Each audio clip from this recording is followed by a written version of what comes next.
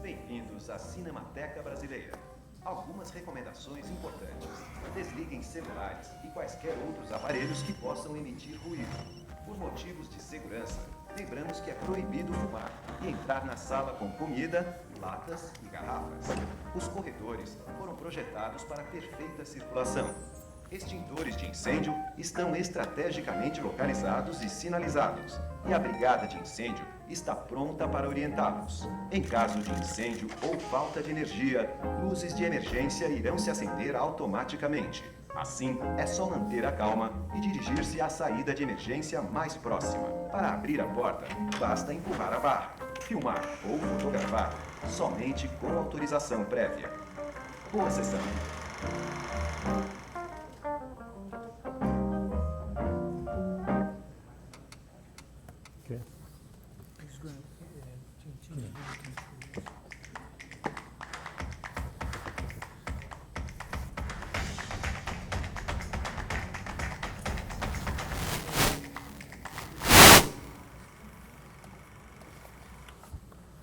Ok, boa noite, bem-vindos para mais uma mesa aqui da Semana ABC 2018. Eu sou Marcelo Trota, atual presidente da ABC.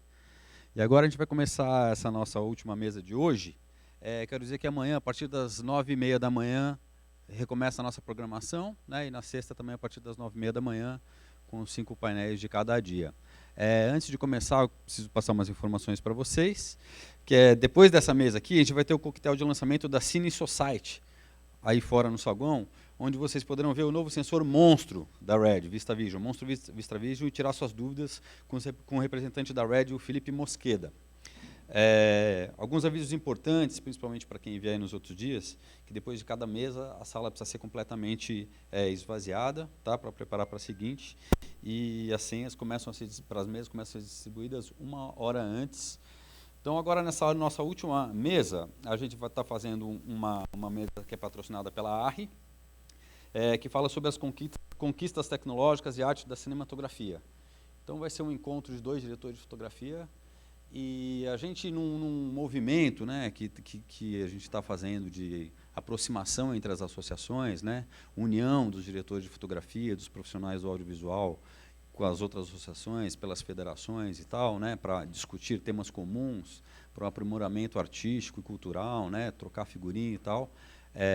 Hoje aqui nesse encontro a gente vai ter o Affonso Beato, que é membro da ABC e da ASC também, já foi presidente da ABC, e a gente tem o Kees Van Oostrum, que é o presidente atual da ASC, American Society of Cinematographers, que veio aqui trocar essa figurinha com a gente, conhecer aqui a semana e vai bater esse papo com o Afonso. Então, Kees, muito obrigado pela sua presença, é um prazer te ter aqui com a gente, e boa mesa para a gente.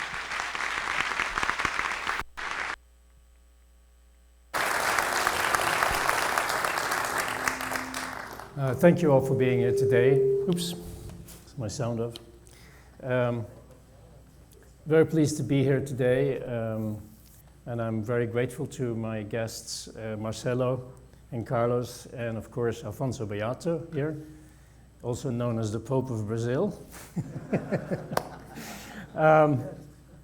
Yes, I'm the president of the American Society of Cinematographers. To be honest with you, when I came to the United States, because I was born and raised in Holland, I could never dream that I would ever rise to that occasion. Now I'm there, I wish I would have never done it, but anyway, that's another story. The American Society of Cinematographers is just like the Brazilian Society of Cinematographers, the ABC. We're just a little bigger. We have a clubhouse from which we organize our activities.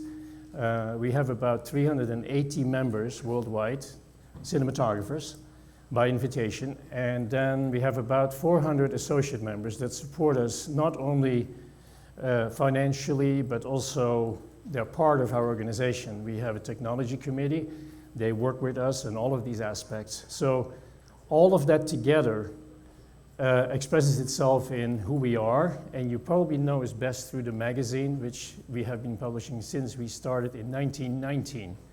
And yes, we are 100 years old next year, and we're very proud of that, to be around for so long, and hope to be there for another 100 years at least. what we do at the society is we talk about cinematography, and we talk about teaching cinematography.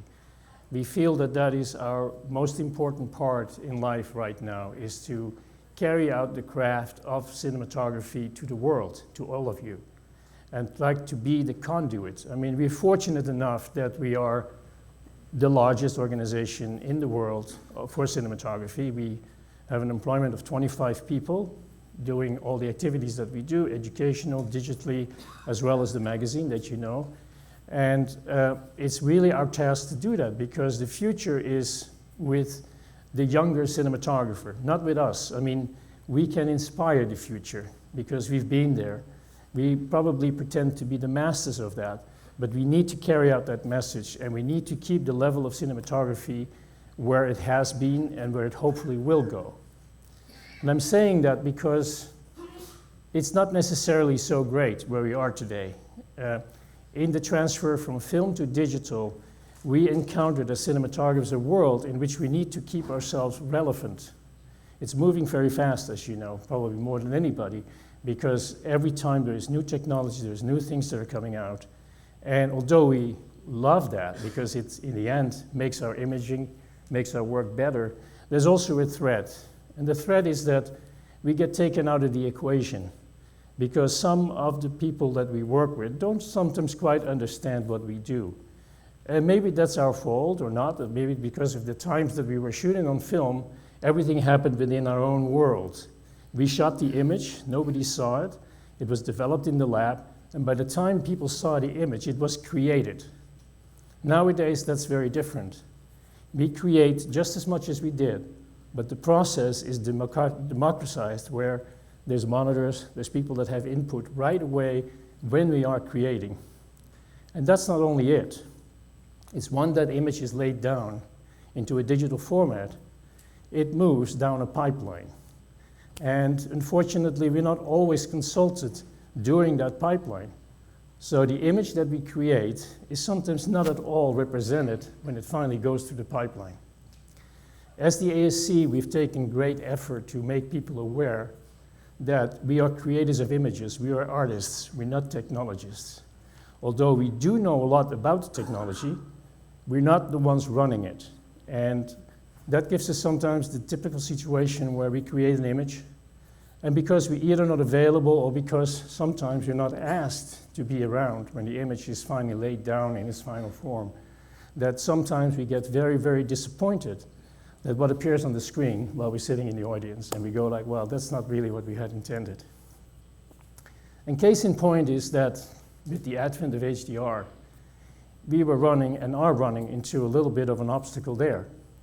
Because HDR is, of course, a great invention of expanding our range, of seeing more.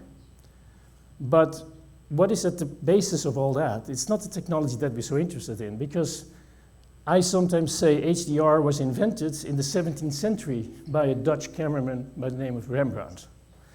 Rembrandt made images that really explain HDR, in my opinion, the best. Not so much the graphs that we see, not so much the numbers that we get thrown at. They don't really mean anything to us because we're visual artists. And if you look at Rembrandt's work, and you look at, for instance, the Jewish bride, you see a bright light, very bright light, beautiful, hitting her face. And then you look in the dark side of that image, and you see detail that is mesmerizing. And that's what HDR is to me. It gives us the opportunity to find particular detail that we've never been able before to reproduce on film. Now, what happens in the general world of HDR, I sometimes compare it to a stereo. We all have a stereo, right, at the house. Who of you plays that stereo at full volume all day long? Nobody, right? It's always halfway or maybe a quarter way. Because what would happen if you would play it loud? Let's say you have no neighbors, you don't have to worry about that. You'll be deaf at the end of the day. So why now, when we see an HDR image, they throw the light at us like there is no tomorrow, right? The brights, the this, the that. And if you honestly look at an HDR image that's processed in that nature, with that mindset, you'll be blind at the end of the day. And that's not what we do. No, what we do is we create images. And the fact that you have a toolbox To create images that give wonderful detail in the blacks means that you don't have to put every level at its maximum. No, you have to play with that. And if you intend to create an image that is soft, that is beautiful, but that has moments of brilliance and has moments of darkness, then play with that, because that's your toolbox. And don't just accept a blatant blanket, that HDR can give you. And unfortunately, that's where HDR has been classified by us a lot, because we get very disappointed sometimes when we time a movie and we're not involved in doing the subsequent elements for all the different venues that we know that this image is going to be played at, whether it's Dolby Laser or whether it's on the Samsung monitors. No, we need to stay involved, and we need to protect that image that we create forever and ever. That's why we are cinematographers. Anyway, so much about that. Affonso, why don't you... It's great that he's giving me a chance to speak, because this guy, he knows a lot and he can stay the whole night talking about. But I want to start with something else. I would like to thank you. It's to come and be with us. It's a great honor for us. And also, it's a great importance that you are integrating the associations, Last year, we have the presence of the Latin American Federation people here. Tonight, we have you, actually, thanks to ARRI Corporation. ARRI help us not only bring its beautiful equipment that we're going to talk about right now, but also to help us to bring Kees here. So let's give a little clap to them. Okay. Right? Another thing is I want to talk about the presence of Louis-Philippe Capel, who is a General Secretary of Imago, that's here present with us, and he'll be here tomorrow. He's also Imago, which is the Federation of European Associations. Also, it's coming here, it's an honor to have him with us here. And I tell you something, for me, it's an emotion, a strong emotion. Like, Kees is the first non-American president of the ASC. This shows, how cinematography doesn't have any frontier, and how we are respected, how foreign, like it's my presence also in the United States. There was some time that this was very difficult, but right now we have this incredible integration around the world, and we are fighting for that, to be each time more together, sharing technology, not hiding anything, with the same objective of educating new generations. And I want to say how it's a strong emotion for me that I helped to found the ABC. And of course, when we found mirroring, trying to be a little bit like the ASC, because they have 100 years now, next year, right? Yep. And the ABC is going to have 19 years next year. We have 18 years alive. And I'm telling you, all these efforts, are not only a bunch of us, some people from the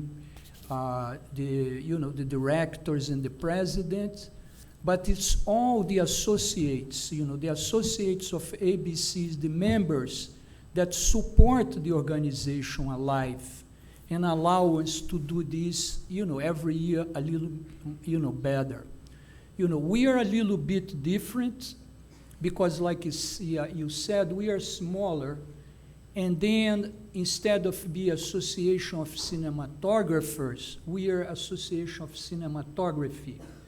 So we call, production designers, we saw engineers, sound engineers, we have educators, teachers, students all participate as members of their association. So we are a little bit different because we kind of reduce this importance, try to embrace the entire community here, right? So again, you know, it's a great honor to have you here. And let's start, you know, talk about something else. But that's what I wanted to say from our hearts, okay? Thank you.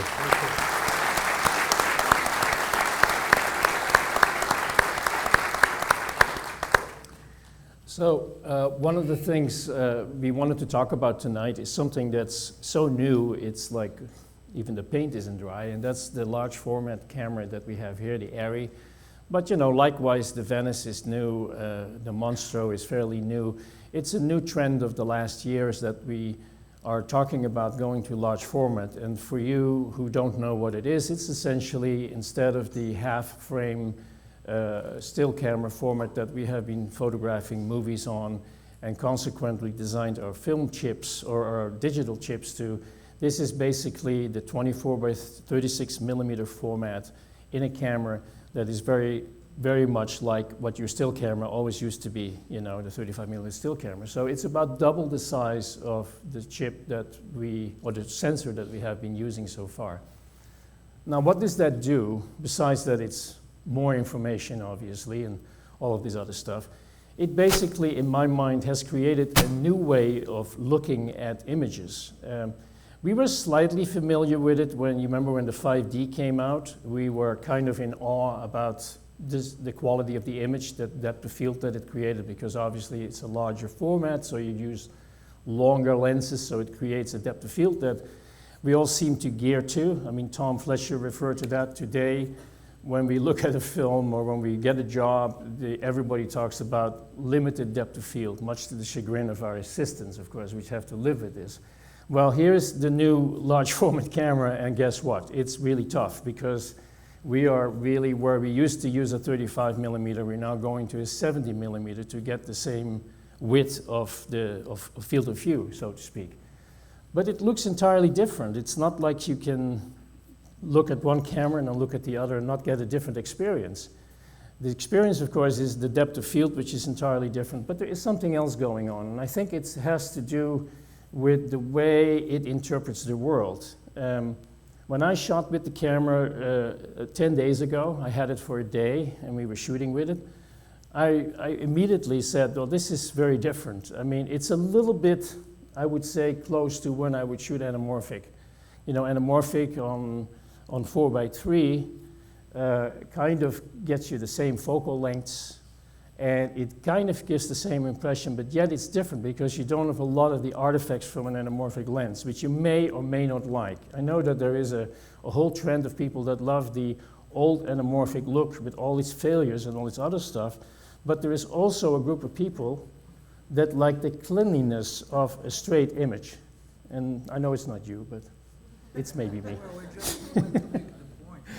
But there's a difference. That's what you need to realize. And without going in too much of the technical detail, because there's other people that can explain that much better than I can, I just want you to be aware with these new formats to look at it from a creative point of view and to use your judgment. Do I like this or don't I like this? I mean, I remember with members of the ASC that I was in discussion about anamorphic, and some of them will not shoot with an anamorphic lens because they prefer the straight image that comes from a flat lens, right? Sure. And the only drawback to that in the past was that you were only using half the sensor because you're throwing away the top and the bottom. Well, guess what? This is a new thing that gives you, if you want to do that, a fairly substantial sensor still to work from. I mean, I see the sensor in the large format as a canvas that you extrapolate different formats from. You don't always have to shoot the full chip. And notably, you know, one of the inspiring forces for this camera, I think, was Netflix, because Netflix had a mandate that we had to shoot a 4K origination, which wasn't possible with the Alexa, because it only was as high as 3.2K if you were doing open gate. So again, here is a tool that A, brings us into compliance with some of the people that we work for, but at the same time also does create a different feeling. And I want you to be aware of that, because I think that's more important than technology. It's to realize what the tool does and what it may or may not do for a specific story that you want to tell as a cinematographer. You know, great. it's wonderful that you said about Rembrandt, you know, and the whole thing, it's the importance is the image, but not the technology. But here we are an opportunity to talk more about this technology. You know, Kees just came back from Munich, right? I mean, you were in the ARRI factory, and you have all the information. Of course, Robert and Wilson here that represents ARRI, they know about everything, and I think you should participate, you know, after that, and if you have like some doubts and stuff like that, go talk to them, you know, about. But it would be nice to talk about. Lots of friends are talking about sensor size, and also the fact that the light wells are bigger. And do you know about the importance of this camera in HDR, the relationship, the output these cameras have to HDR monitors? Well, essentially the camera is the same as the Alexa. The sensor is identical, essentially twice as large. And beyond that, the camera has a 20/20 color output, so you can actually witness HDR live, more or less live, because it's always a sort of a quick, you know, transfer in the camera. So you could actually witness HDR capability to a certain point better than you could before. Now, again, that is not a, how can I put it? I mean, people put a lot of importance into viewing certain things on set. Well, start with thinking that it's the lousiest environment to judge an image, because, you know, we like to judge images in reference rooms. Reference rooms are black, and they have a calibrated projector or monitor that is really set up. None monitor on any set is that precise, because they get slapped around, they change a little bit. You're viewing it in this room and there's a blue light shining in your face and you got to make a judgment call. So anything we do on the monitor, believe me, is just an approximation of where we're going to go with the image.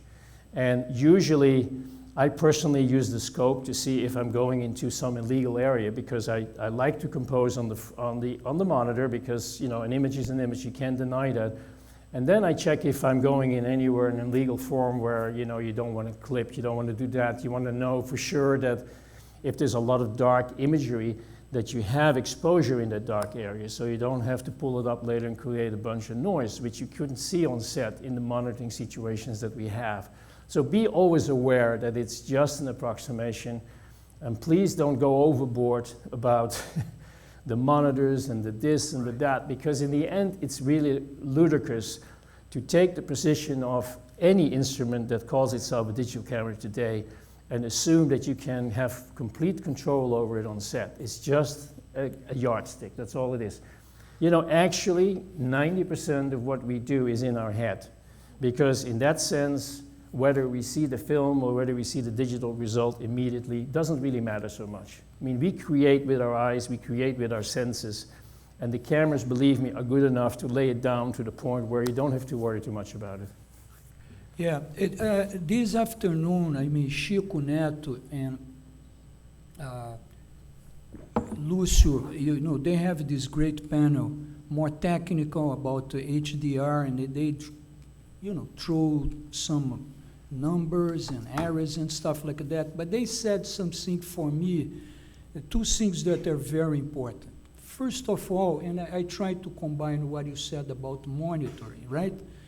The first is that now HDR is a conquer, you know, technology conquered that. You know, the camera sees 15 stops. HDR can throw you to 21 stops. This is a conquer that we should try to live with, and we need to adapt ourselves. The two things that they said, maybe one, and I'm going to tell the other one. The first thing is, right now, if you need to deliver something in HDR, and you know, there's lots of corporations that are doing that, distributing, streaming, and other mediums. And now we have the presence of Netflix people here, some friends and people that I got to meet yesterday. They are trying, you know, to communicate with us, you know, and we would like you to be more presence, you know, have this interface with the cinematographers and cinematography as well, because that's what they're doing here. They have a conference in which they want to discuss, the parameters of such an important corporation, which is somehow we are working or we mirror our working to them. Well, they are producing and trying to have HDR. So there are two things that I think we should discuss. One, first, in the workflow, do HDR color grading first, and then go down to SDR. Then, you guys can talk about that because we have great colorists here, people I worked before in LA with in the ACES and HDR, not HDR at the time, but ACES environment.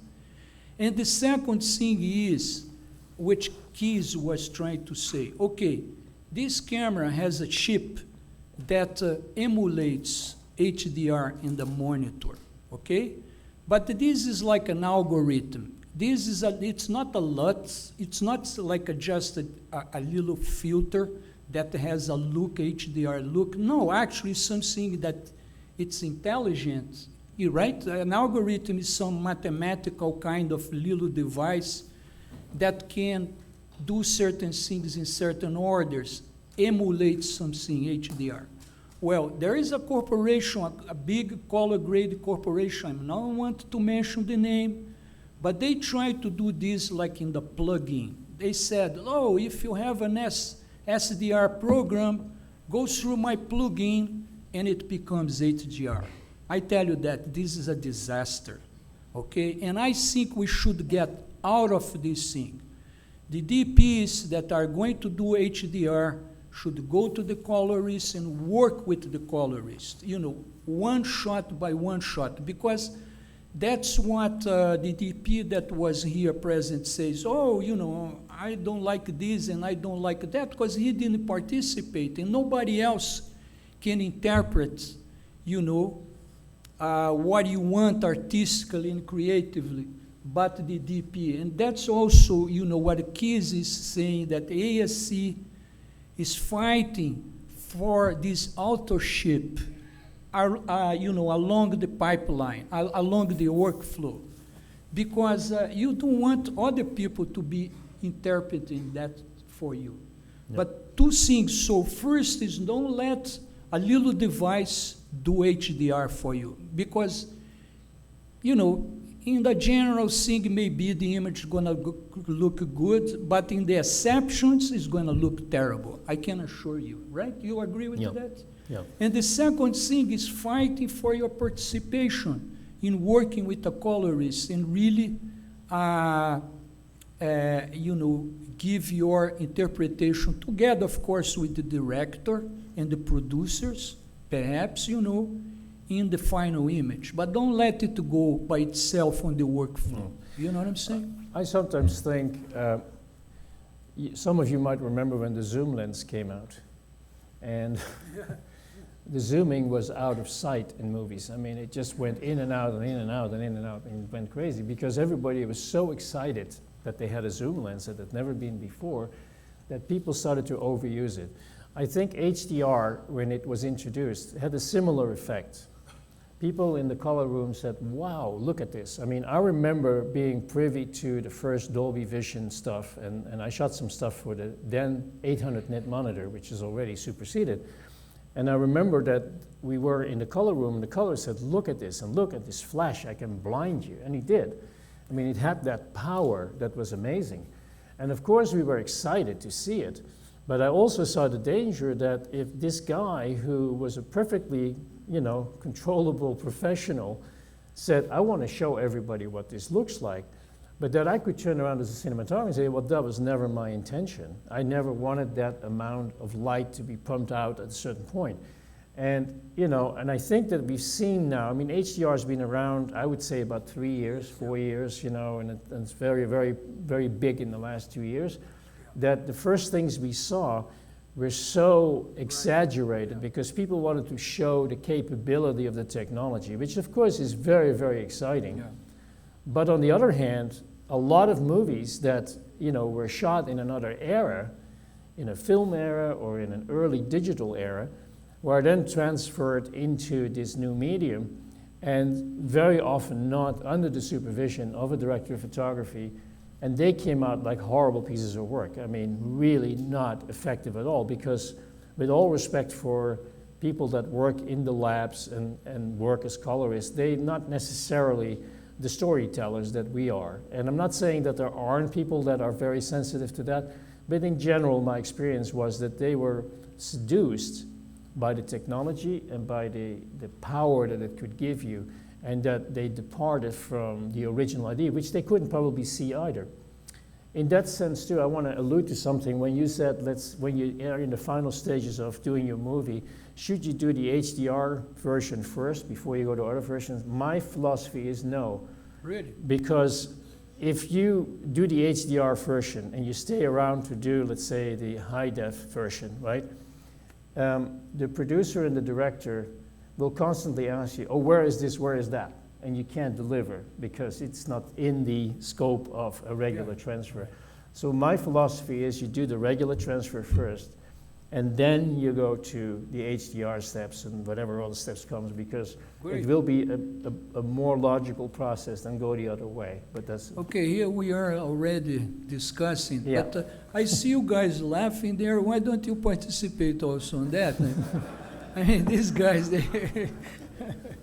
No. I mean, this is great. Look, this is another thing that I would like to say here. That's an incredible, beautiful in the ASC, and we are having it now here. The ASC Technological Committee, that's, of course, he's the president of all the committees there. It's incredible, beautiful. You have Sony, ARRI, all the corporations, all the big manufacturers together, try to make cinematography better. And we have all these discussions, and we try to not get parties, and of course we have choices. One person likes ARRI, the other one like this and that, but the ecumenical, get together, all these manufacturers get together, it's so important. And the last thing that we had, I mean, it's now have so many years, was ACES, because the Academy, the American Academy, has 150 years of their, movies and their history there, and trying to masterize, to give access to everybody, because that's what beautiful of digital does. Today you can see the birth of a nation or anything that you want, you push a button and you have, or you stream it, right? But before you couldn't. So they all got together. The Academy, the ASC, SEMPT, got together and designed ACES, which is very beautiful. What I try to compare in the humble way is see all these corporations here together here with us in Brazil, and the ABC. This is very important, for everybody that's going to see us, around Brazil, because we record these talks and send it all over the place, and that's our objective. What's important then is this discussion. I have my point of view, he has their point of view. Keep discussing all the time. Don't get anything for granted, because everybody wants to make their products look better. In the end, that's the really,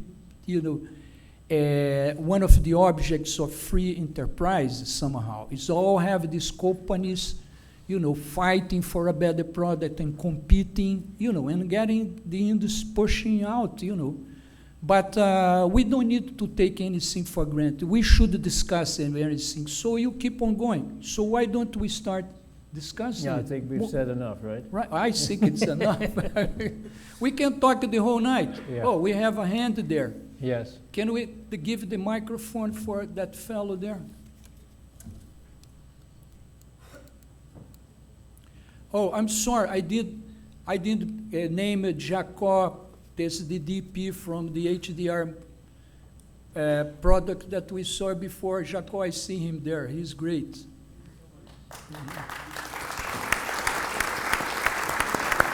I never can pronounce your name, the last name. I'm getting old, I can't pronounce even mine. I don't know.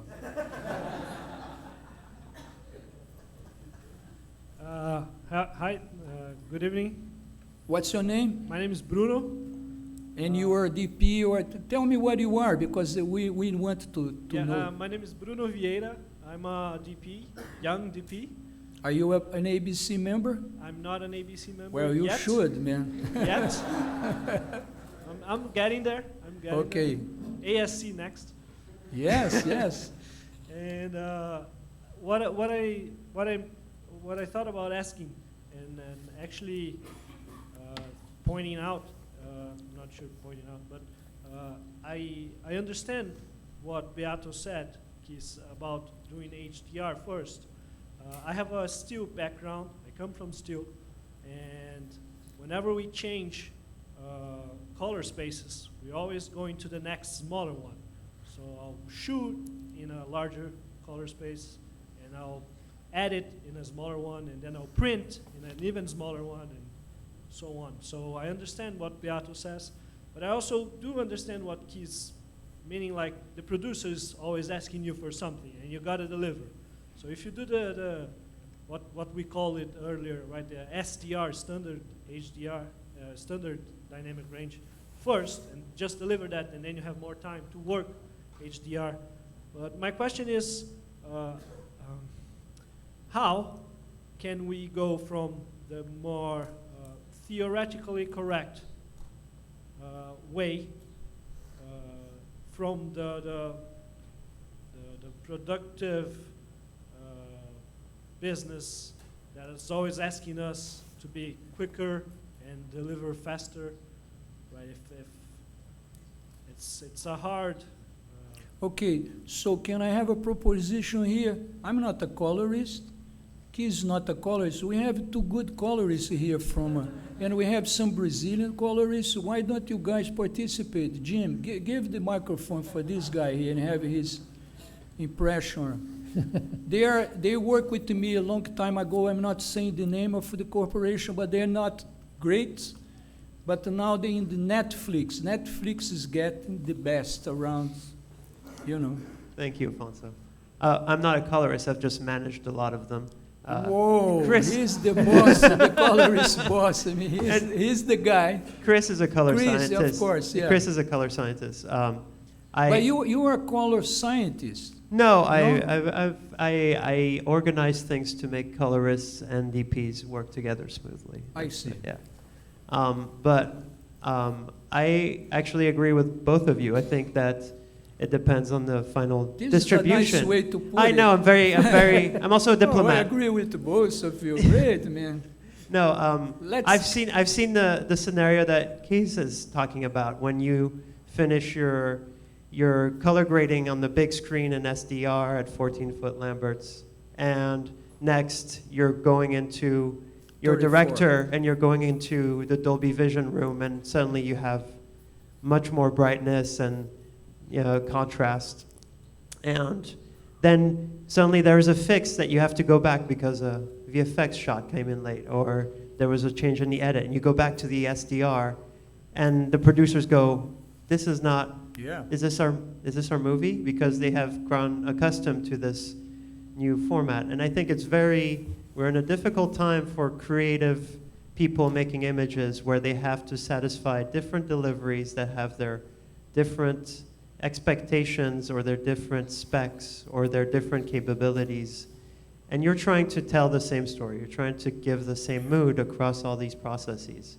And I think there are situations where the approach of doing HDR first makes sense because you're favoring the long-term look of the film, and then you have to still satisfy the current distribution, the majority of the distribution, which is SDR. But deciding and juggling in your mind these multiple different formats. There's not just two. There's maybe 4 or 5. Yeah. And then you can talk about if you're still doing a 3D movie or something like that, right? So I think this is where you used to target the big screen Then we introduced television, and you had to target that as well. Yeah. I agree with you that the cinematographer needs to be involved, because that call of how do you translate that image to this other format is very, very complicated. Yeah, and it's an interesting analogy I have that is going the other way. It's not always the way we describe. When The Godfather was restored, this is about 10 years ago now, Gordon Willis, the cinematographer, was not willing to travel to Los Angeles to do it. He was very happy where he was, and you know, the curmudgeon that he was, he says, no, I'm coming out for that. Let Alan Davio fix it for me, right? He didn't believe in digital. He was totally not into all this stuff. So Alan went in, studied the movie, and then spent about 2 weeks, you know, doing the reissue of The Godfather in digital. And there were a couple of scenes that were pretty raunchy. I mean, that were like just barely coming out of the grain. Yeah. And, you know, Alan had a lot of problems with that because he wanted to retain that original vision of Willis. But, you know, it's hard to do. I mean, it's hard to, you know, for something that was shot to go through a projector, light on a screen, it was really impossible to reproduce. And Alan kind of came close, but felt always very embarrassed that he couldn't have gotten just what Gordon had done on film. Well, Gordon eventually saw the film, saw the digital, you know, restoration of The Godfather, and said, well, this is much better than I had in the past. Because I had really underexposed a few of these scenes, and I was really embarrassed about it. I know that everybody talks about me being the Prince of Darkness, but that was not what I had intended. So, I mean, it is interesting how, you know, the technology can do a reverse on that too. But what is also true is that Davio was, you know, bent backwards to analyze this. He spent the time on it, you know, and I think that's where really the essence of all this is that when you create something, and you are creating, I mean, we talk about still photographers earlier.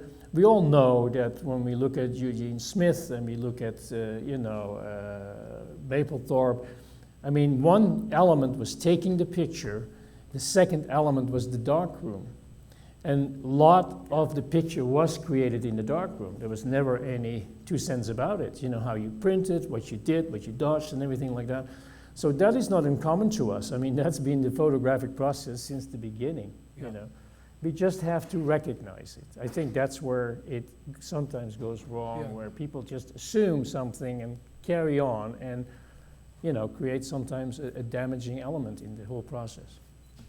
Yeah, I mean, I understand what Alan did and Gordon, the satisfaction with the blacks. You know, I mean, I remember in film, the frustration that we always had not seeing blacks on the screen. And I don't know, I mean, maybe because the tropical light, we have an incredible amount of contrast here, you know, in the tropics, you know, and near the equator, of course, because, you know, it's the nature of our lights. And in LA, in Paris, you know, you have these incredible nice lights that bounces everywhere. You know, here we have deep shadows and stuff like that. And, you know, I'm in love with the high contrast. So for me, HDR, I feel like a little dog in the sausage factory. That's what I feel. But, I mean, you're talking about Rembrandt, and I tell you what, one of the things that impressed me more was Ansel Adams. You know, I mean, up to 69, you know, in studying, already shooting films, you know, I was in love with Ansel Adams' control, and of course he was very important for cinematography with the development of the zone system that you know, they show it here. Up to date, it's very important. But I only knew Ansel Adams in books, you know, actually beautiful printing books and stuff like that, it has a decent printing. But I tell you, the first time arriving in New York, that I saw an Ansel Adams original, said, oh my God, you know, I mean, this is a black and this is a white. And he got almost what we call HDR now, because he had all these controls of printing and gamma and stuff like that. But mainly, for me, it's not really what we get in the full contrast. I mean, the pure white or the very intensive white.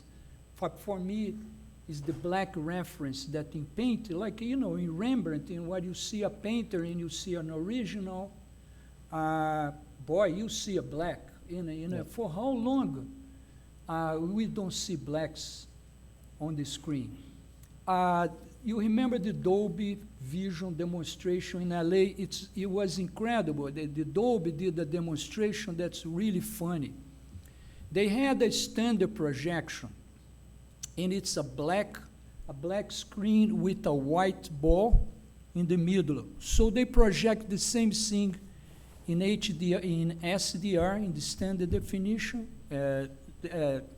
standard dynamic range, and then one in high dynamic range. Well, the standard dynamic range, the guy was, you know, like here, you know, against the black, and he had his shadow, because you don't project a black, you project a gray there. But the difference is that in the standard dynamic range projection, you have 12 foot Lamberts, right? 12 yeah. Foot Lamberts on the whites. Well, the dynamic range in Dolby Vision, it's 34 foot Lamberts on the whites. And when they project the black, the guy disappears because there's no light on the guy. You know, that's what the beautiful thing is, that we are not project anything. And for me, it's like cinematography getting close to the human vision, because somehow we see 21 stops. We cannot really measure these things, but maybe the scientists knows that light on Earth is like 45 stops. We never see that. Maybe in the eclipse you have this contrast. But when you look around and we have something dark here and an open window up there, which is the nightmare of all DPs, it's interior day, right? And I want to see like that, you know. I want to see contrasts, you know, and I welcome HDR, and I don't think this person, like we had discussed, we are kind of a little fighting on that, but the thing is, I welcome, because I'm crazy about realism, you know what I mean, and that's something that came from studying painting. You know, it's like always this effort of a human being to get into immersive. I don't know if Chiquinho is here. Yeah, he's there. He's a master. I admire very much. He's incredible. But he said something about, oh, I saw this incredible image, and I have this sense of immersion. You know, each person has a taste, and I'm in love with immersion, and I'm in love with realism. Other people are, you know, in love with some kind of painting, you know. So it's open to everybody. But it's a technology that's here, getting close to the human vision. Like other technologies are coming and give you like stereo, virtual reality, all the stuff that's coming out technologically that you're gonna need to deal with. No. But the important is to learn, study, discuss. Not take anything for granted, even my talk. Yeah, and I'm a big talker. I think Affonso touched on something extremely important, and it's the knowledge base. I think you'll find out, and some of you might not agree with me, but the knowledge base unilaterally about all this rests very much with the directors of photography. It's sometimes interesting when you go in a production that, for one, the producers really don't get involved with all this stuff. I mean, you never see them in these kind of meetings. Maybe there's a few here, but I tell you, in Los Angeles, we never see them. Yeah. You know, whatever we try, they don't come. They just follow whatever the deal is that they get offered by the post house, which is the first trap we fall into, you know. I mean, we all have colorists that we love to work with because we can hand the stuff to them and it comes back almost 85% of what you want. It was in the film days, it's in the digital days. It's all the same, it hasn't changed. But because, especially in digital, a lot of the stuff is deal-driven, where this house offers it at that price and they can do the dailies over there at that price. So very quickly you get to deal with the fact that the producer tells you, well, we're going to finish at X and B is going to do the dailies and it's going to be fantastic because they're really good. And the next thing you know, you've lost your workflow that you have built up, you know, in a certain way that you can trust with. Again, we know in most cases more than anybody. I mean, even some post-production supervisors, which is the most, you know, inflated term that I've run into, because a lot of those people know nothing. They know this much, and what they do consistently is push you into their little world. I mean, I've been in conversations with them where we talk about formats, we talk about stuff that we all know about here in this room, and these people have no idea. And I must say that they're sometimes more driven by the deal or the connection that they have with a certain post house to say, well, they're great, you know. And I said, well, great is not the way to describe this process. It has to be adequate, it has to fit in what we're trying to achieve. So I do believe, after now, you know, having been running the ASC for a while and also dealing very strongly with our technology committee, which investigates all these things and comes up with these solutions all the time and really is critical about all this stuff, that we, I think, unilaterally have a knowledge base that's better than most people in the industry, which doesn't mean that there aren't other disciplines that know as much as we do, but let's say I personally have encountered probably in 75% of the cases to have more knowledge than the people that are supposed to do this for a living. And that's fine. I mean, as long as we get a voice, as long as somebody listens and you don't get sidetracked and you get shoved away because they say, well, you know, this guy doesn't know what he's talking about. Because invariably we do, because it's our livelihood, it's our expression. Be very much invested in that image, you know, more so than anybody, sometimes even more than directors in that sense. Yeah, and so, you know, not because your presence, but let's be fair with the presence of Netflix here, because it's the first time a corporation and producers are getting close to us, and they try to do this all over the world, right, Michael? So how about a little hand for them?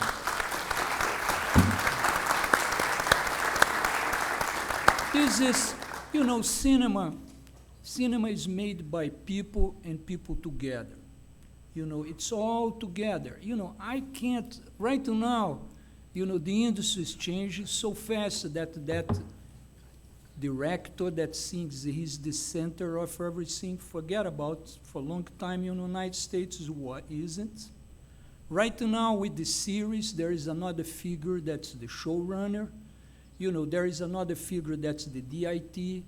There is other figures that the colorist. We have all these people, but what's important is to work together with them, not dividing or not, you know, so approximations are the key for it, understanding between each other, right? Yep. I mean, this, I know this is kind of demagogic, maybe what I'm saying, which is a little bit of a dream, but that's what it is.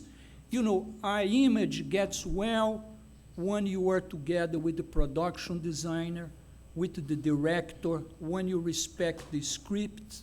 You know, when we have these pyramids, when the producer supports you, you have a good film, you have a good image. When somebody takes power by themselves alone, things don't go well.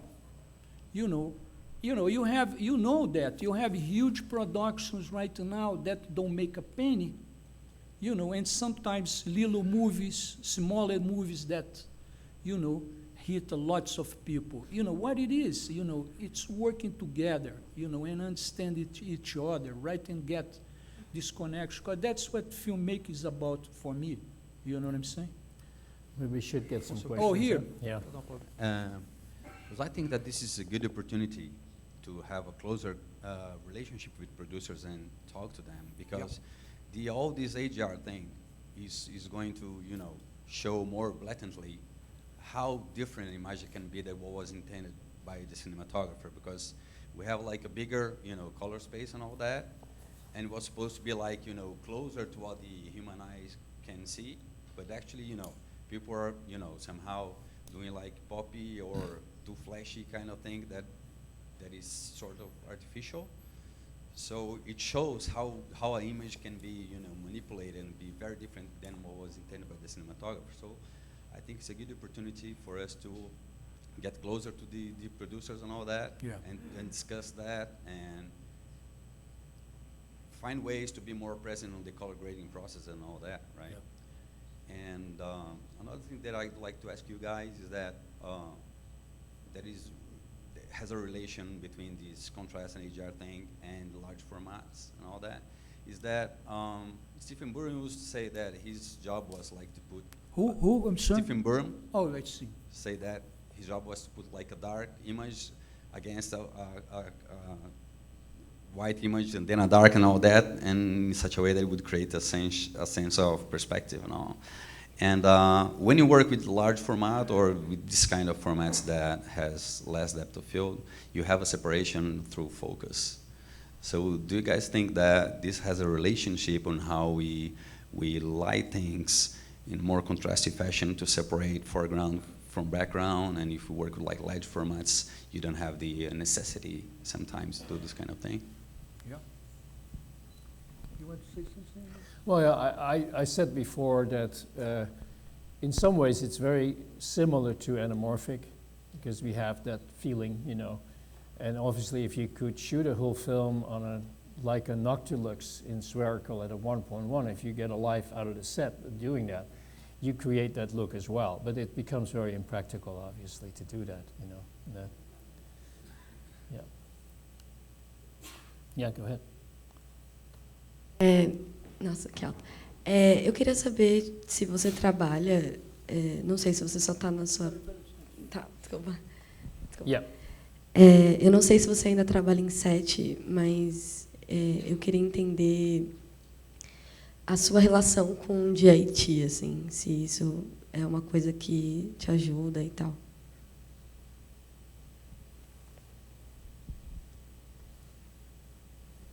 What relationship with whom? The day of the set. Yeah. She's asking if you're still working on the Yeah. sets and stuff like that. Yeah, I work. I still work. I have to, unfortunately, because I'm not that rich. I think that the set is a different world because we do a lot of stuff there. We're not just shooting the image. We communicate. We sometimes help a director that's just starting out. We sometimes help a director that's not just starting out but has a bad temper to kind of translate that to the crew. We sometimes deal with actors, right, in very many ways, and I mean, it depends who you work with and what the circumstances are.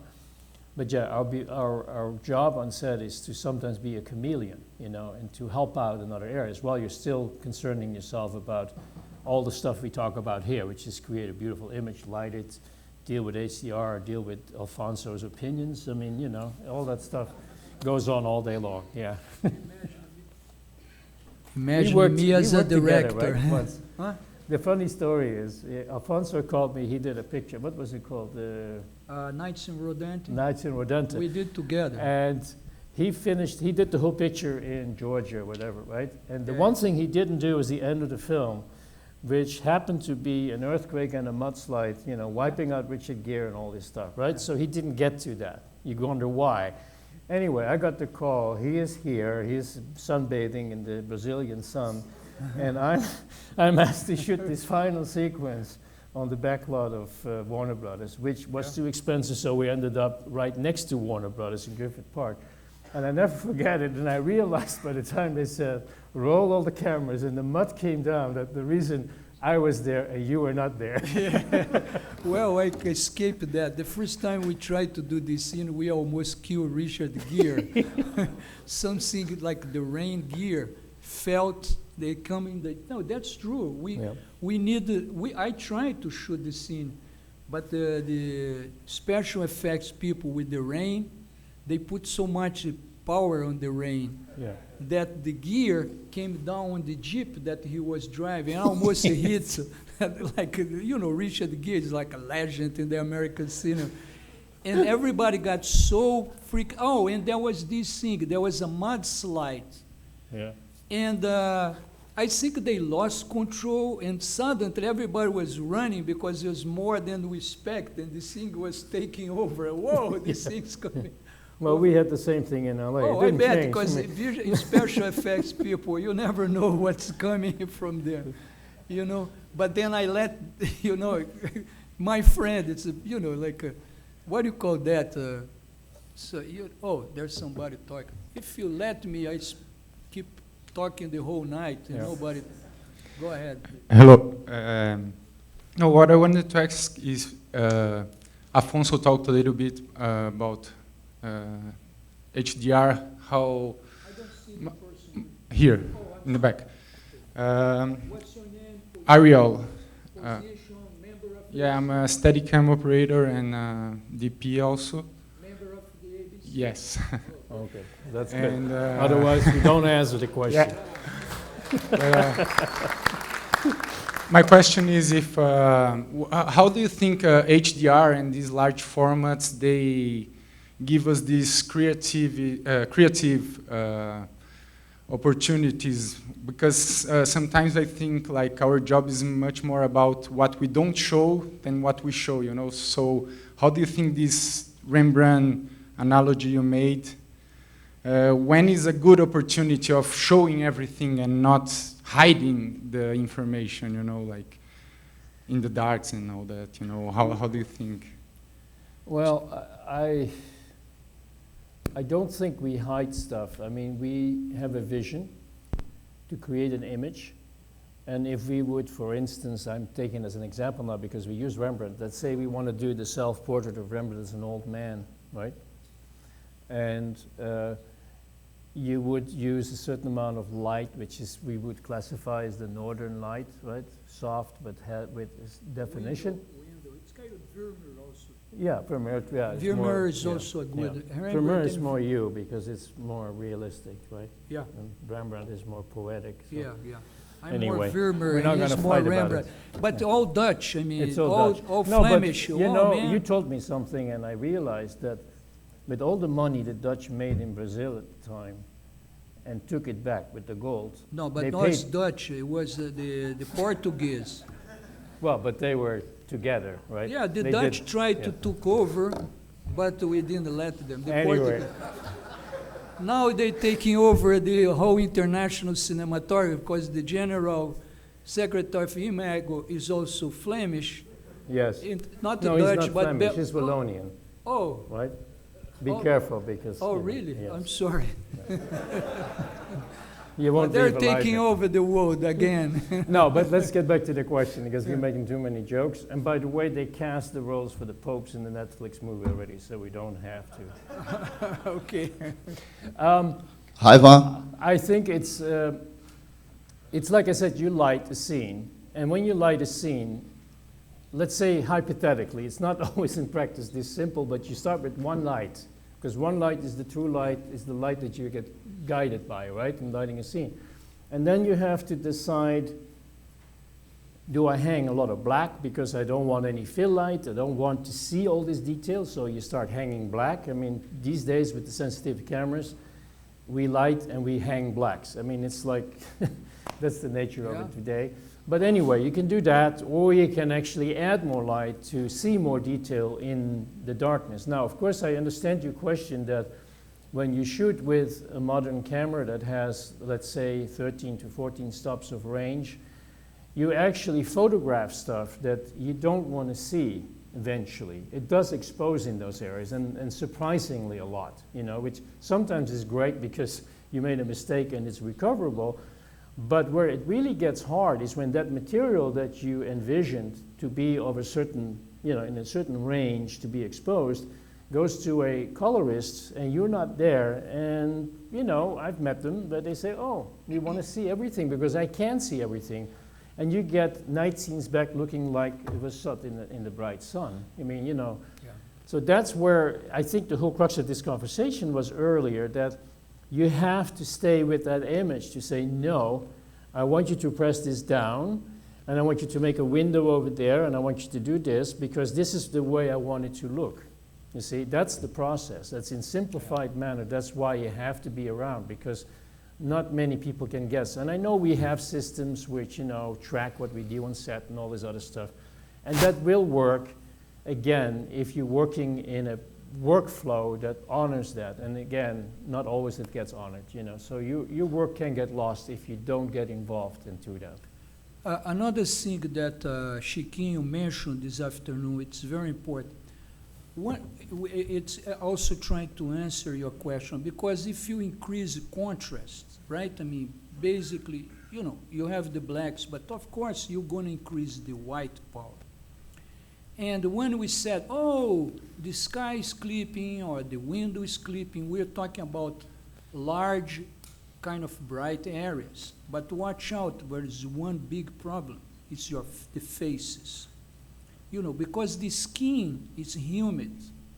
And if you see closely with a microscope, with a lens, you see that we have lots of water. And we have a gaffer that we know that used to say, Affonso, the skin is a mirror. Watch out for the skin. And of course, with this new technology, increasing contrast, it's not only the white that you have in the windows and the sky and stuff like that, but you know, shiny areas that you have in the skin and stuff like that. But you know, somebody's going to adapt themselves. The same makeup that you used to standard definition before, and then HD. I mean, you know, television people from Globo is here. You know, when they can go from standard definition to high definition, you need to change lighting, because the finishing of the walls, the scenarios, everything got to be treated in another way. The same thing with makeup. You know, anything it's really HDR is going to have an impact in everything. We got to be aware and control, you know. But what I'm trying to say is that we have more. We need to bring it down artistically the way we want. I love contrast. Maybe he doesn't want contrast. I'm not saying everybody should use contrast. Maybe you should have low contrast, you know. But we have more. Like ACEs give you more, and you can bring it down. The problem is when the equipment or the system don't give it to you, like the blacks. Now at least you have the blacks, and you have more whites. You can bring it down, but some systems then can give you it at all, and that's, for me, it's a problem. Anything that we're gonna face with the technological development, we're gonna need to adapt ourselves to something. You know, it's the same thing that, you know, streaming came, you know, there was a revolution in terms of distribution. The big studios got to deal with that. Television got to deal with that.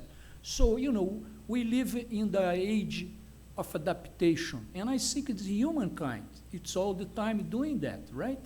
So this is an artistical thing that we need to accomplish. Like as artists, you know, that's what it is about. You know, I don't know how to answer more than that. Right. But we want more questions. Okay. Here we have. Van, nice to meet you.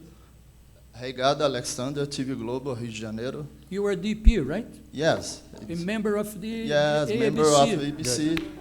Yes.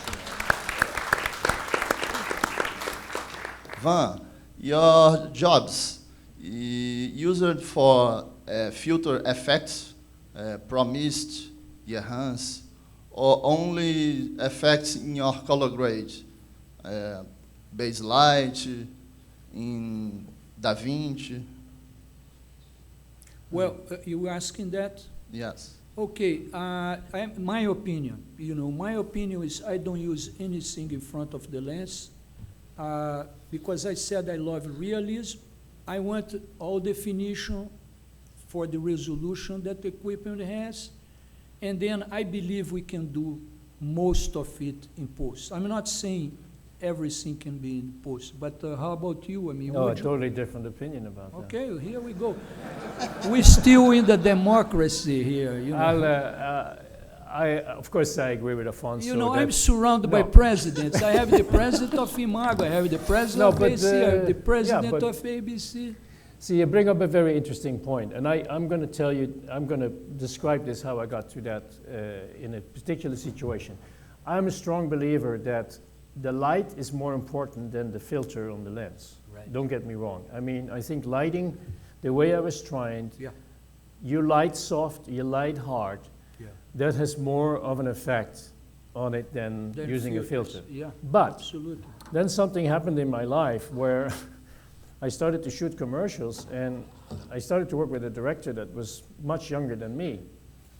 And he said to me, I actually met him on a feature, and he came to me and he said, I've been shooting commercials, and he did some really beautiful stuff. And he said, I'd like to shoot the picture on Lomo lenses. And I kind of fell out of my chair, and I said, I hope not, because that I cannot really do, because there are some interesting lenses in Lomo, but they're very inconsistent to the point where I would drive me nuts, because you know, you change the lens and the whole thing changes because of the contrast and everything. So I said to him, I said, well, let me give me some time, and let's look at some other way to do this, right? And I knew that he wanted to go to the Lomo look, so I got a Lomo lens, which I liked, which was a 75 millimeter, and I said, okay, I'm going to emulate this look of this lens. And I ended up, believe it or not, with an ARRI Master Prime with a texture screen in front of it. And With the texture yeah, screen. Harrison, an old fitter from the Yeah. 40s. So I showed him that, and he said, oh, this is perfect. I want this look. I said, great, because I can duplicate this in 14 lenses. I don't have to circumvent this lens and that lens. So we ended up shooting the whole movie with that, and out of that came a slew of about 30 commercials I've done with him since. And I can't get rid of the ARRI Master Prime and the texture screen, because he wants everything that way, you know. Yeah.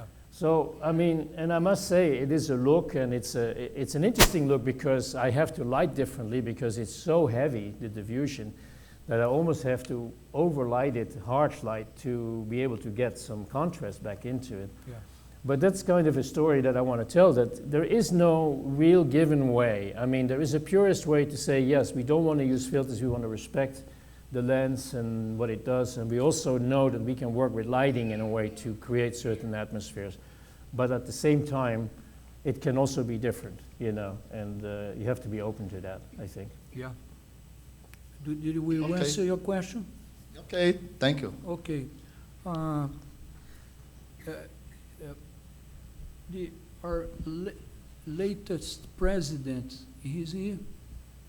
You were talking about, because we're talking about larger formats, I see people discussing about sensor sizes and resolution, you know, and I think it would be very interesting to you to talk about, because you have a great opinion about that. Well, resolution is something that I find a bottomless, useless discussion, because it really doesn't matter. I mean, I can show you a standard def image, 720p, right? And I can show you the same image in 1080, and you fall out of your chair about the improvement from one image to the next. If I then show you 2K, you go like, what? And I show you 4K, and you go like, it's not that different. The human eye is very indiscernible once you get over 1080, in my opinion, you know. And don't forget, we look at camera tests all next to each other. When I show you a movie that I photographed, I'll put you in a dark room, and I turn on the projector, and within 4 minutes, you're in my world, right? And you're not going to look at, oh, this is just that much more, this much more, that much. No, it doesn't matter. And believe me, the differences between 4K, 6K are minimal, are totally minimal. You know, it's really an earth-shocking experience. And believe me, if it was this screen, you would have to sit in the first 2 rows to even see the slight difference. Once you're in the middle of the room and the back, forget it. I mean, your eye can't see it anymore. There is absolutely a limit to what we as humans can discern. And again, especially if you just shoot what we shoot. We don't shoot lens charts. We only shoot lens charts to have a discussion, you know, Right. and have a fight like you and I always have. Right. It's about lens charts.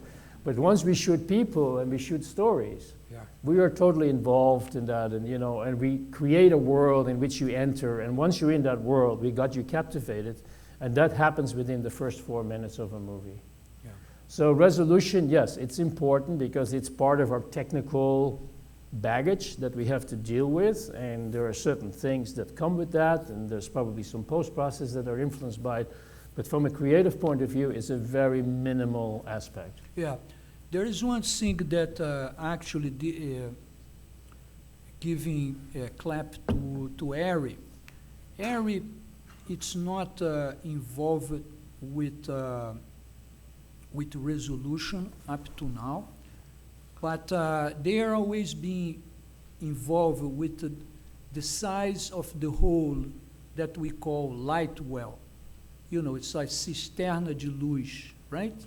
Because there is lots of confusion between pixels and light wells. Light wells are the little holes that you have in your sensor, but really the photosensors are behind that. And what happened is ARRI people have been working for a long time, and they have a size of the sensor with less resolution, but they have, you know, the light wells larger than other manufacturers. Why is that? Because if you have a larger diameter light well, you have less noise on the lower parts of the spectrum. And you see, if you do camera tests, you're gonna see that ARRI tell you the truth.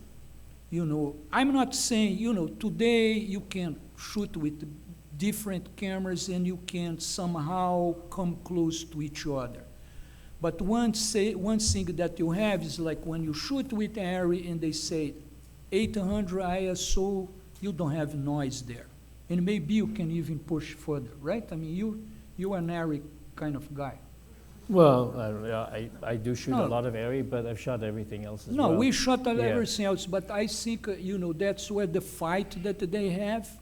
And right now, they're doing both, right? I mean, they have a sensor which has more resolution, but with this quality of have less noise, because they are into, you know, I don't know. I mean, Yeah, I have an they are opinion film that, people for 100 Yeah. years. ARRI just did 100 years of film. but not of digital. Not of digital, but now they're coming close to whatever. I think that honestly, most sensors are very similar. It's the processing that happens that Yeah, inside changes the the camera, image. And you know, we've done tests at the ASC where we basically shot the same image on all the different cameras, and we basically can match them to the T where you couldn't know the difference anymore. I mean, there's slight differences, very, very, very slight difference, but again, if you get into my world within 4 minutes, no way you can ever see the difference. Yeah. And what the reason for that is that the way some manufacturers process their signal and give you the signal, but you eventually record, is more accessible for post than others, you know, but it doesn't mean, I mean, sometimes it's a little bit harder to get there with one particular camera, but in the end, you can get there. And in the end, they can all look the same, and in the end, you can actually interchange within a scene. I'm totally convinced of that after I've seen that. It's not easy. I mean, it's not something you want to do because you'll spend a lot of time in the online suite to get there, but hypothetically and theoretically, it's absolutely possible. Next. Yes. Just a second, can you Is it give your the mic, yeah? microphone for them? Because we're recording this and we should, there are cameras that actually go to the questions. Hi, hello, I'm Cauê Angeli, and I'm member of ABC. So glad. Thank you. I have two questions. The first is how you chose your camera in your projects. If this is easy for you, like you chose cameras like Red or ARRI. This is the first question. The second is,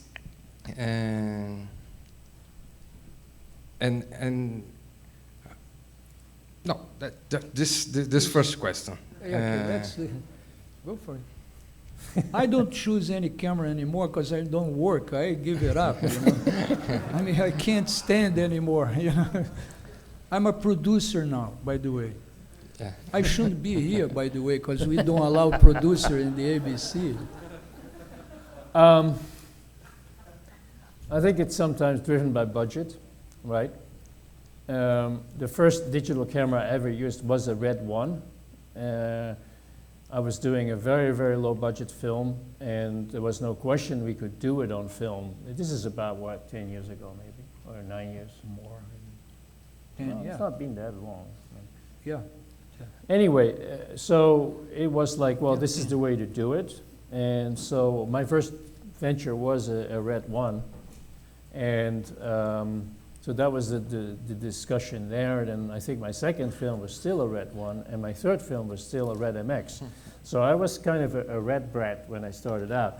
And then, I don't know, I somehow got involved with Alexa at that point. I mean, I was a little bit involved with the birth of the Alexa because I was part of the R&D team with ARRI as a consultant.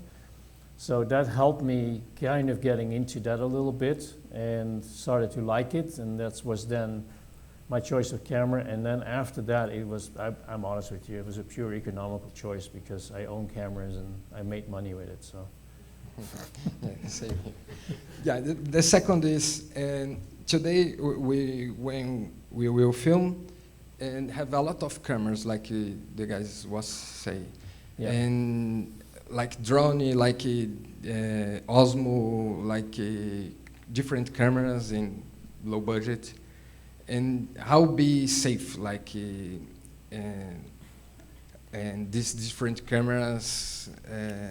Well, you see, it's not that important, I think, because I remember when I got the Red 1, which wasn't the MX, everybody around me said, okay, you can't shoot with that, are you crazy? I mean, that image is terrible, right? And I said, well, you know, whether terrible or not, I got to do it because I got to make a movie.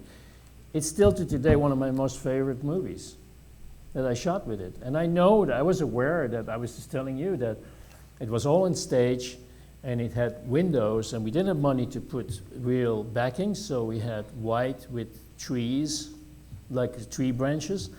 And I had no problem lighting the set. The only problem I had is because there was not a lot of range in the camera, the white windows, which I wanted to give a feeling of being blown out, I couldn't really get there like I was used to with film, because with film I would overexpose the window 4 stops and there was something there. With this camera you had to be really careful, right? It was kind of like looking at it and go, no, that's just a little too much. It starts to clip a little bit and, you know, bring it down. And I did that. And I know I was concerned with that during the shoot, but then once it was all done, it came out perfect, and you know, I had no issues with that. And like I said, the rest was beautiful. I mean, even to the point where we sometimes talk about how beautiful that sensor in some ways was, you know, because it had a very sort of organic feeling to it, which I believe was lost a little bit in the consecutive better sensors that Red built. It became more a different look, you know, for some reason. So I think that if you give me a Sony, well, the Sony, what is it, the F7, A7. right? I want to talk about that also. Yeah, I do too. Go ahead. No, because he mentioned Osmo. Well, Yeah. it is hard. I mean, I am propagating, yes, you can take a camera and take the best world out of it and do it, right? But a friend of mine just was forced to use it on a big Sony picture, Holy Mary. I don't know if you've seen it. It was Dan Laustsen who did Shape of Water. And after Shape of Water, he went off to do this Sony picture where they forced him to shoot this $20 million picture on a Sony F7 still camera. Wow. Right? And he just got hosed. I mean, that thing was not working. I mean, there were lots of issues. I mean, not only was it, you know, harsh to deal with, it had artifacts, it had all kinds of stuff. I mean, it drove him up a wall. And the guy is a really terrific cinematographer. So, although I say yes, you can probably make use of any camera that you get. And maybe there's some extremes which are not really fit. I mean, let's face it, it's a still camera. And I don't believe a still camera you can shoot a movie with, because there's all kinds of issues, you know, not only with artifacts, move artifacts and all this stuff. But if you take like Blackmagic, for instance, right, which is a very inexpensive camera, you can shoot beautiful stuff with that camera. I mean, there's some limitations, but if you know the limitations of that camera, you can come out like a shining armor with that one, because it can really do a really, really good job. But you need to know what to do with it. You know, it's part of your job to know this is what I can do and this is where I don't want to go, you know. You don't want to take a Blackmagic and walk out in the streets at night and assume that you're going to get something with an Alexa, with a Master Prime, you know, which even if you put it on a night exterior, it will look great because it has such, you know, depth to go to.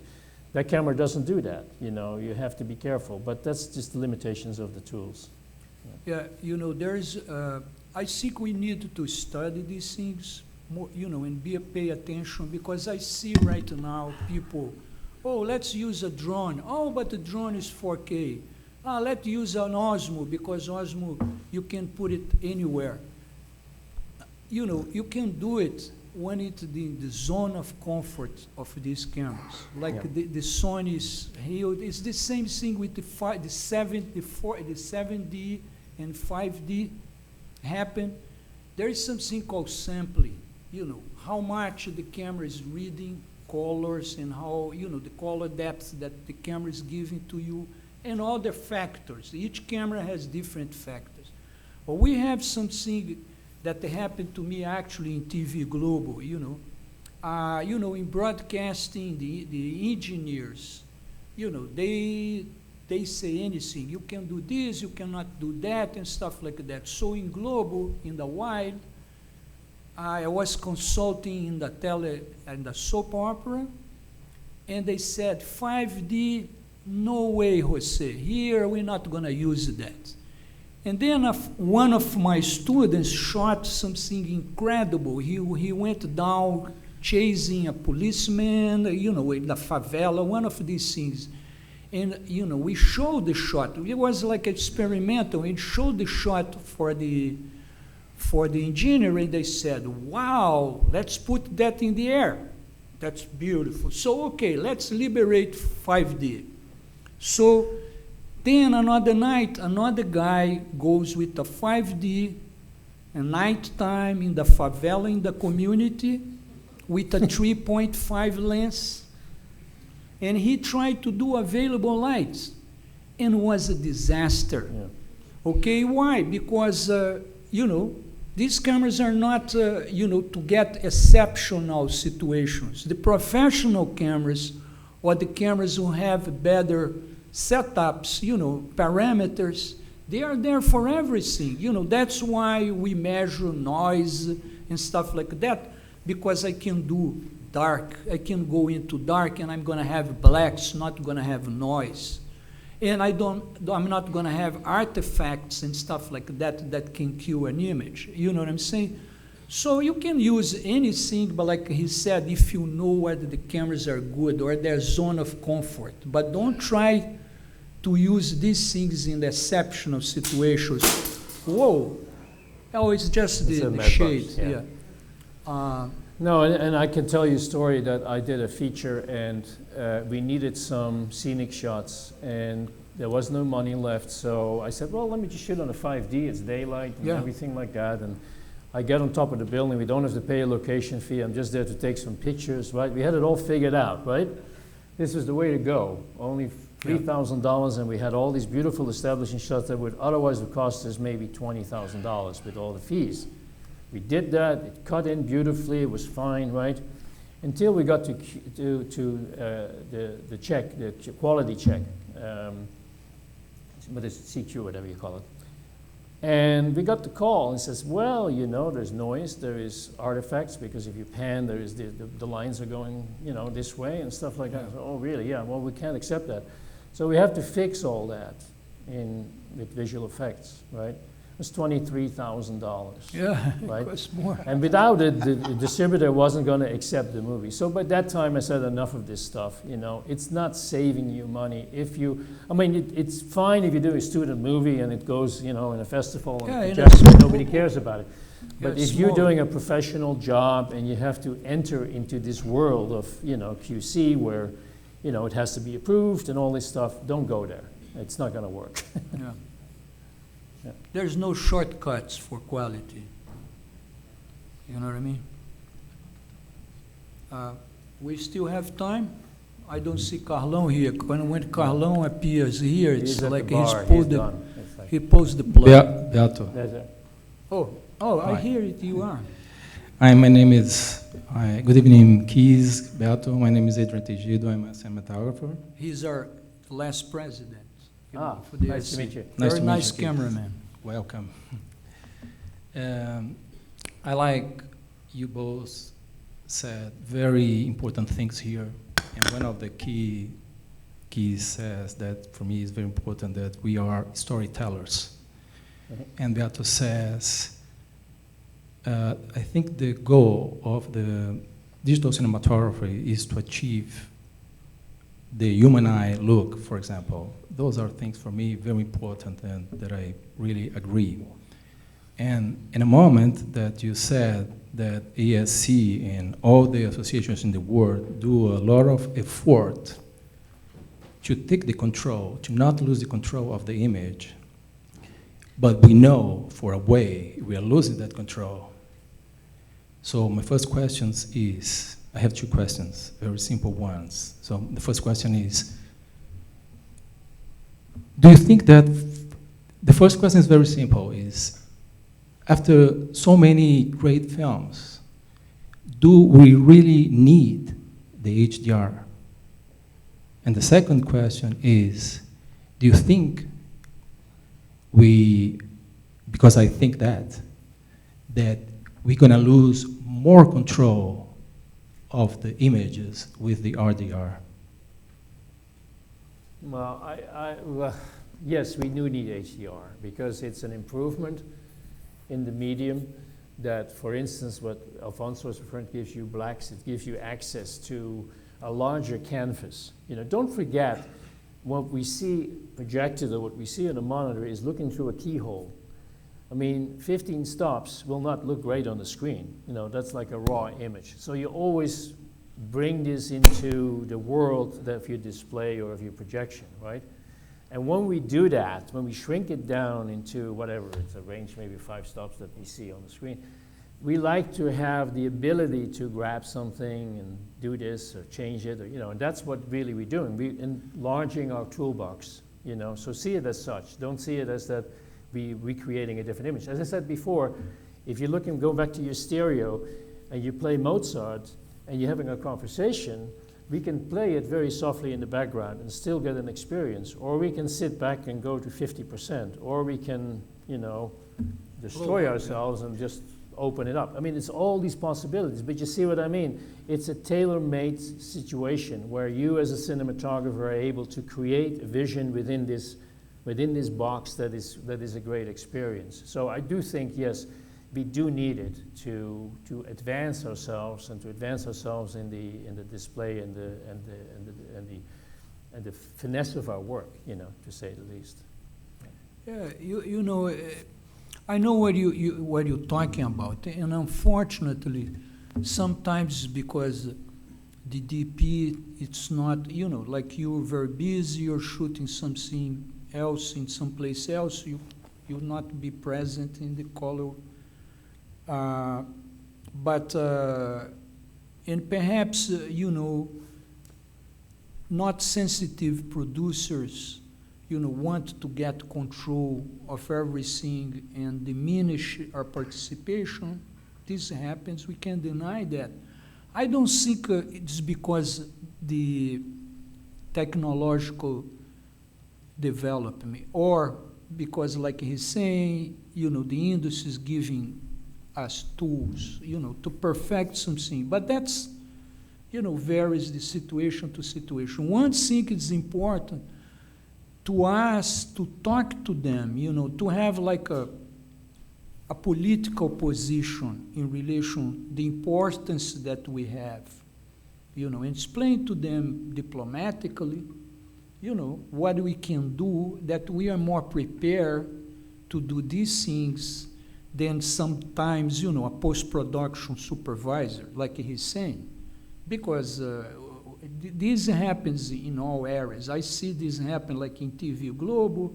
There is these things about the engineering, and these guys are like nerds, but they're not artists, and they, oh no, you can do this and that, and then, you lose control, and then maybe the controls go to the colorists and stuff like that.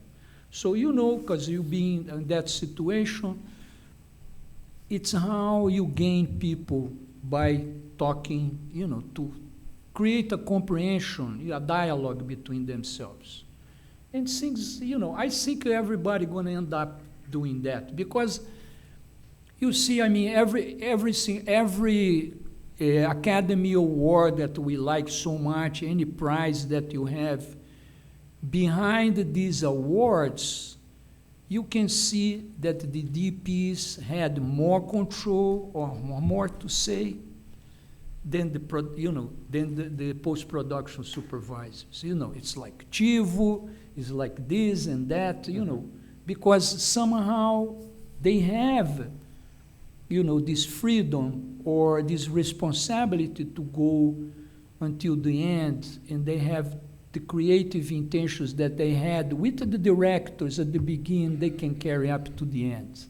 But of course, I mean, perhaps right now these are becoming exceptions instead of rules, and I think it's one of the importance of our associations and us to work together and say things together, like as a group, to conquer, right, this authorship, what I'll say, whatever, or is this freedom to be there as an artist, like a creator. But and also, I think, when we talk about this here, it sounds to me like it's always drama, and it isn't. I mean, I sometimes compare it to when you work and you wait for your check to come in.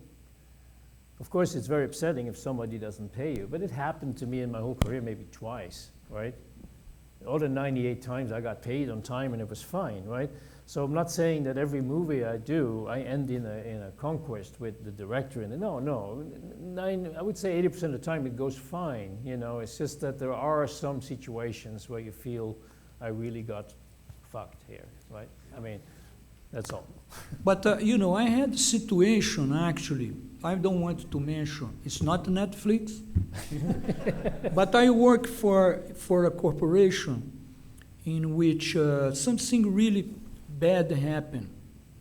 And it happens, like I color correct something with the director on my side. And some vice president in charge of post-production, because you have that, said, this scene is too dark.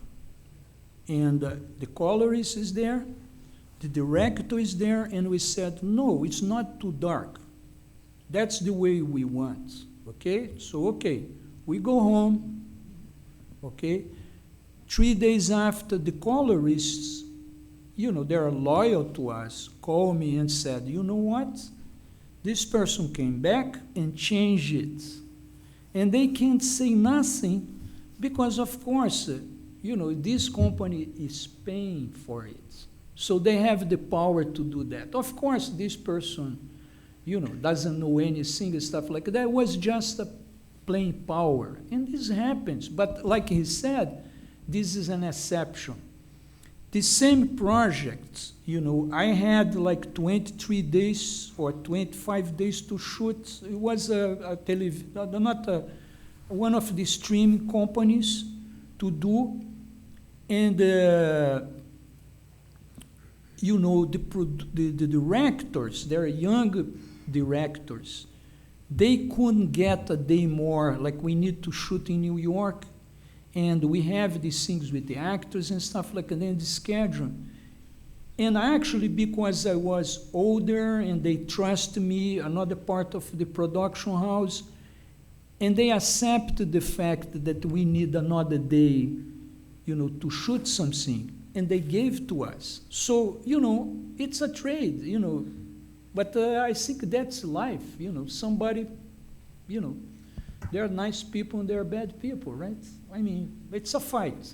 But like I said, I think it's not a drama, right? It's just a matter of how you deal with it. And I think it's not arrogance that it's going to win. I think what we're going to win, it's like, talk nicely and try to find nice people to be our, what do you call that? Together, our buddies, right? Hey, thank you. Are we ending? Yeah. We're supposed to end now, but Carlão is not coming here, so let's keep on going, man. Yeah. Chiquinho is talking. Question here. Hi, my name is Francisco. I'm an associate of ABC. No, he's in the council. He's a big guy here. No, I did for the applause. Okay, thank you. By the way, 2 points I could call in is that, first one, we have new toys around, large format, HDR, so new toys to play with. And the second point is the presence of ASC last few months ago with Bill Bennett and Dan Mindell. We did a wonderful masterclass, thanks to ARRI. A lot of people could share and learn from, which brings us to the point of sharing knowledge. And they told me this is made for the future generations, for the new ones, for the new talents. And that's my question to you. How do you see what's going to happen to the cinematography in the near future? How the new generation is coming, what they can do with these new toys? No, it's not going to change. I mean, we need people to shoot movies and to tell visual stories. And I know that there are these influxes of people running in with a camera, available light, and shaking the camera and coming up with something that's absolutely fantastic. But we'll get over that. We'll go back to storytelling. It's like we never lost writing. We never lost composing of music. We never lost painters. We all come back to the concept of creation. That's just part of our human being. So I'm not worried. I mean, yeah, we'll use different wheels to drive the car around, but that's just what it is. No more than that. I think Carlos just came and said that we should close it, and for a pleasure, because we have a cocktail there, and we keep talking. We have 3 days together, to share all these things personally, So thank you for your presence, and thank you for your presence.